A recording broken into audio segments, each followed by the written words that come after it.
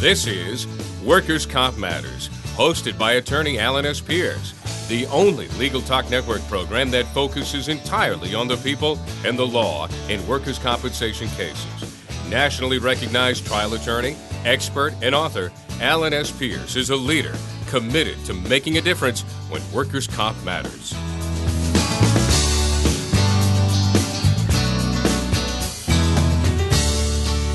Welcome to another edition of Workers' Comp Matters here on the Legal Talk Network. I'm Alan Pierce with Pierce, Napolitano. We are a claimant law firm practicing law in Salem, Massachusetts. And today we are bringing you a special edition of Workers' Comp Matters from the Bacara Hotel in Santa Barbara, where the Workers' Injury Law and Advocacy Group is having its annual meeting. And as a result, we have a guest, attorney Roger Finderson from Indiana, who I'm going to introduce in a moment. And we're going to be talking about the employment relationship in the gig economy. Does it survive? Before we begin and before I introduce you to Roger, I want you to visit one of our sponsors. If you need an experienced private investigator anywhere in the United States, visit PI Now, and you can locate them at pinow.com. Over the last year or two, or perhaps longer, we've done several shows here on Workers' Comp Matters talking about the changing nature of the economy and how workers' compensation is adapting or not adapting to the changes in the workforce. And if you've heard any of the more recent episodes, you've heard a lot of references to the so-called gig economy, but we've never really delved very much into and done a show specifically on what is the gig economy, and more importantly, what is the distinction between independent contractor and employer-employee relationships, and how that is at variance in various jurisdictions. So my guest today presented a paper here and a talk here at the Willig annual meeting. His name is Roger Finderson. I've known Roger for some time. He is a colleague of mine. He practices law at Finderson Law in Fort Wayne, Indiana. He is a graduate in my neck of the woods of Brandeis University in Waltham, Massachusetts. He earned his law degree at Indiana University Law School. He has a variety of memberships in all sorts of professional organizations, including the AAJ and Willig. He's a frequent speaker both in Indiana and nationally. And I want to welcome Roger to Workers' Comp Matters. Thank you, Mr. Pierce. I appreciate being here. All right, so let's get right into it. Let's start by some definitions. Generally speaking, what do we mean by the gig economy? Alan, when we protect injured workers, we're looking for workers who are employees. So when you hear about the gig economy, what we're really talking about is undermining protecting those injured workers. The gig economy, whoever came up with that terminology is brilliant, but is no friend of the injured worker. Because if you think about a gig, your band that goes down to the local bar, that's a gig. It's a one-time event. They have an opportunity to perform, and then they're done. Employment is more lengthy. It is more consistent. And whenever somebody says gig economy, they are already setting the subconscious up for thinking about it in terms of an independent contractor, not an employment relationship. It also sets us up for undermining the traditional way of determining the employment relationship, which is under a factors test. So understanding a little bit about what they mean with a gig economy is important to understand the nature of the relationship. With the advent of technology, we can use something that they like to call the marketplace platform. It's basically an app on your phone, and it connects people who need either services or goods with somebody who can provide those services or goods. So the gig economy, if you will, I like to call it the electronic economy, simply because you're using the technology to connect the customer and the service provider. The gig, as I said before, undermines the employment relationship and hurts the injured workers even more so. So the gig economy essentially is using electronics and our technology to connect customers and their service providers. So let's take it one step further. I think most of us, when we start to think about the gig economy, we think of the most common example that we're familiar with, which are the drivers now for Uber and Lyft. What other types of occupations or work come under this sort of umbrella of gig economy? There is a company called Handy that has been pressing some legislative agenda to statutorily define the working relationship between these customers and these service providers as independent contractors. But what they do, Alan, is they are taking the painter or the contractor to come in and do your plumbing or electricity and finding customers for them, or the other way around, the customers will find those service providers. So in essence, you're using, again, an app on your phone, the technology to turn into, to connect these two customers with service providers. Okay, so Handy is the name of the company, Handy Technologies. So let's before we get deeper into that, generally speaking, as a workers' comp practitioner, how have we been typically, and industrial boards of commissions and lawyers and insurance companies, how have they been drawing the distinction between who is not an employee versus an independent contractor? I know there's common law tests, there's statutory tests, sometimes it's case law. From your perspective, both in Indiana and more broadly across the country, how do you generally distinguish whether worker A is an independent contractor of company B or an employee of company B?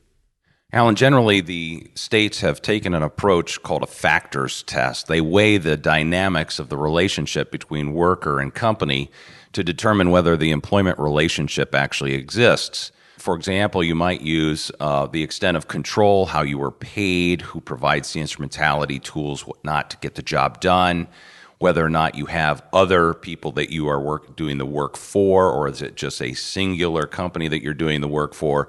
This factors test, looking at each individual factor and weighing them in terms of the relationship, is generally how we historically have determined whether there's an employment relationship. And in this factors test, it's basically sort of adding up all of these factors and giving them additional weight, or I know the right of control and the exercise of control is usually the most important factor. What if, for example, a painting company hires a bunch of painters and they sign a document that says, we understand that we are going to be independent contractors of the ABC Painting Company. We will be paid via a 1099 document for our taxes. There will be no withholding taxes. And we understand that our relationship with the ABC Painting Company is of a independent contractor relationship. However, in all other respects, they are controlled and paid and provided tools and equipment by ABC. So when you look at it, it looks like an employment relationship, notwithstanding this document. Does that document, that contract, that agreement hold any weight? The document itself will control what people think of the relationship. In other words, the company and the worker. And that is one of the factors that we use in the test to determine the employment relationship. But it is not determinative by itself. As you pointed out, Alan, sometimes the employer will control where I show up, what I do, how I do it, and provide me all the tools and instrumentalities to perform the job. And I won't do it for anyone else but them. And that control will likely outweigh the document that says I'm an independent contractor. So now that we've got these sort of unique work situations, somebody driving, for Uber, or somebody delivering food delivery, and there's other types of work. Somebody gets injured and they bring a workers' comp claim. What has been the experience around the country as to whether these Uber drivers are employees for purposes of workers' comp or not? Alan, it's unclear how each and every state would handle it. Up to this point, before the Handy legislation started to permeate around the country, it had been the factors test, and each individual who was hurt in that fashion would have the factors test applied. What I've found is mostly it's been the employment relationship, because the control has been exerted by the company over the worker, and the independent contractor concept was defeated. But with the handy legislation, that is starting to turn the tide. Okay, so the handy legislation, what jurisdiction did that come out of? And by the way, handy, I think, is the name of the purported employer or the disputed employer, Handy Technologies. I know you talked about it a little briefly. What does Handy Technologies do what's their business model? What state did this come out of, and under what context? Well, Handy originally had tried this legislation in New York and failed, but they have been successful in other states. But what Handy's concept is similar to Uber and Lyft. They have developed a computer program, which when you put it on a handheld device, we call them apps. And they then use that app to promote their workers and connect customers to those workers using that technology. So the handheld device, using an app, I find my customers. That's what the worker does. And so what they have tried to do now is say, hey, we're just a computer company. We just developed this computer program. We're not an employer. We're just letting people use it. But of course, that is misguided, in my opinion, and I think in most jurisdictions under the factors test would also be misguided, because they're just mischaracterizing the nature of the relationship between the company and the worker.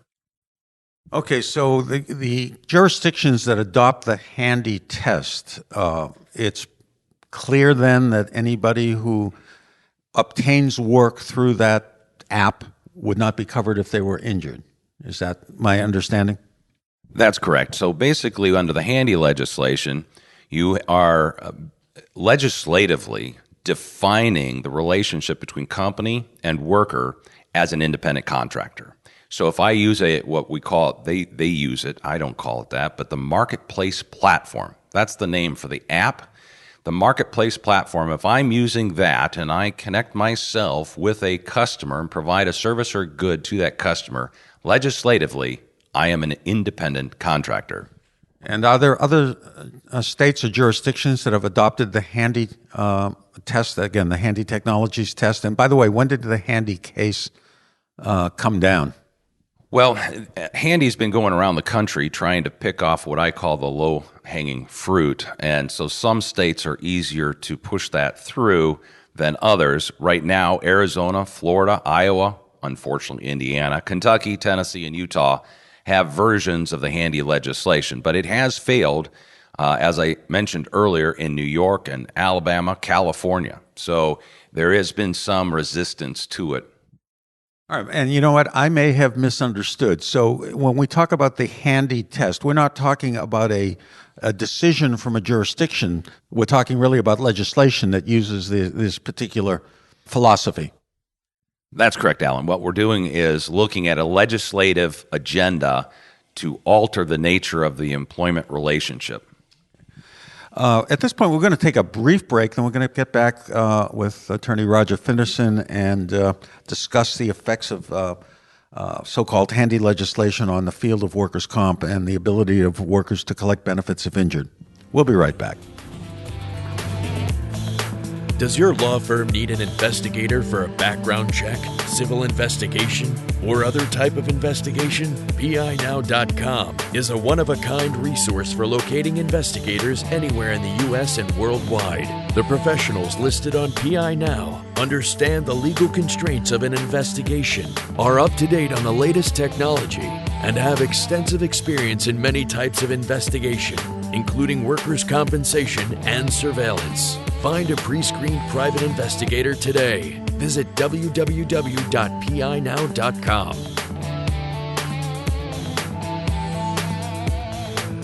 Okay, welcome back to Workers' Comp Matters. We're continuing our discussion with Roger Finderson.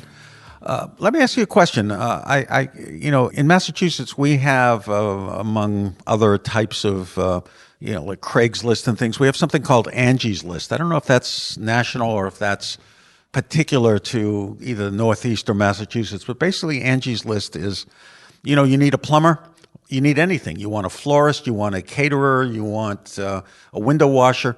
Angie's List gives you recommendations or people to call. Now, would this somehow, if I hired a roofer that was recommended to me by Angie's List, would it be Angie's List that would be the purported employer because they maintain the program that allowed me to connect? Is that similar to what the Handy Technologies issue is all about, or is it different? Alan, I think what you're alluding to is the slippery slope that we're chasing with this advent of handy legislation, because anytime I use an electronic platform to connect workers with customers, potentially could fall underneath this legislation, which would thereby define statutorily the nature of the relationship as an independent contractor. So potentially Angie's List, Craigslist, those kinds of platforms could potentially fall under this handy legislation and define that as independent contractors. But I think that because it is more of the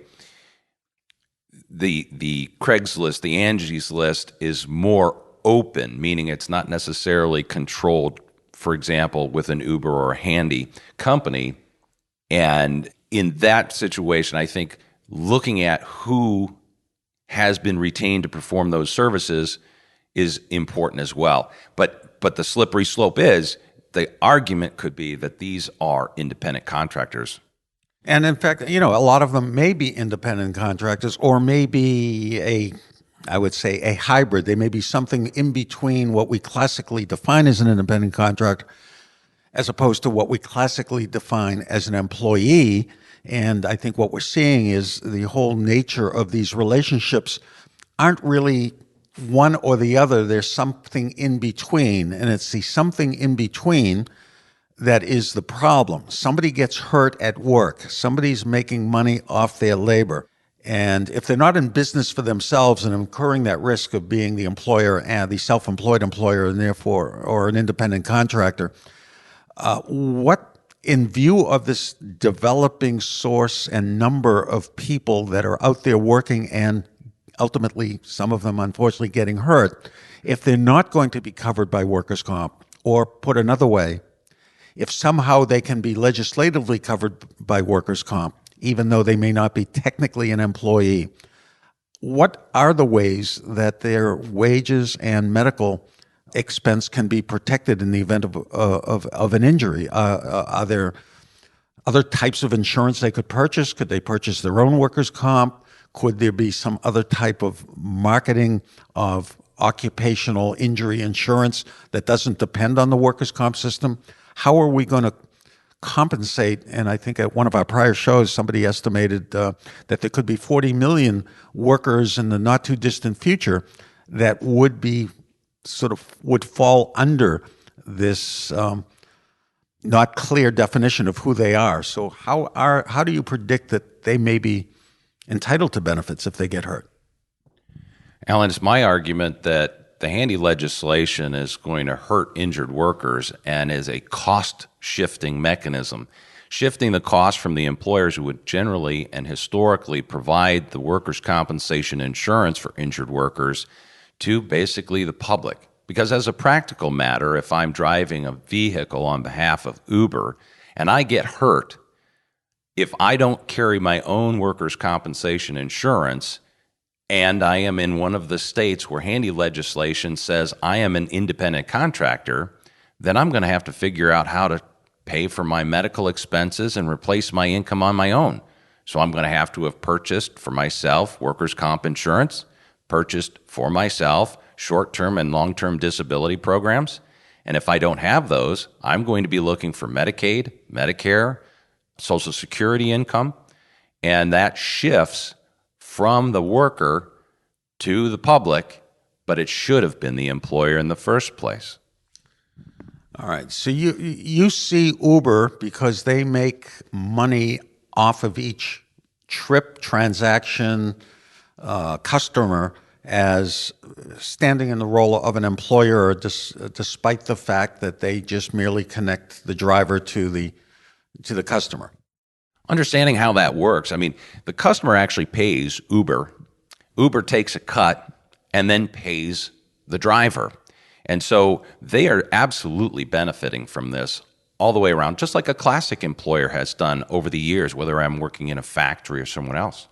So given the nature of the way Uber makes its money, they need these drivers, and yet they're cutting them loose, so the injured worker is left to fend for themselves. All right. Well, you've given us a lot to think about. Do you have any closing comments or points you want to make before we wrap this up? Injured workers need to be protected. We need to figure out how we can do that most effectively. I don't believe a one-size-fits-all legislative agenda is the way to do it. We should use the laws that we've been using historically all these years under the grand bargain to determine the nature of the relationship and not shift the cost to the taxpayers.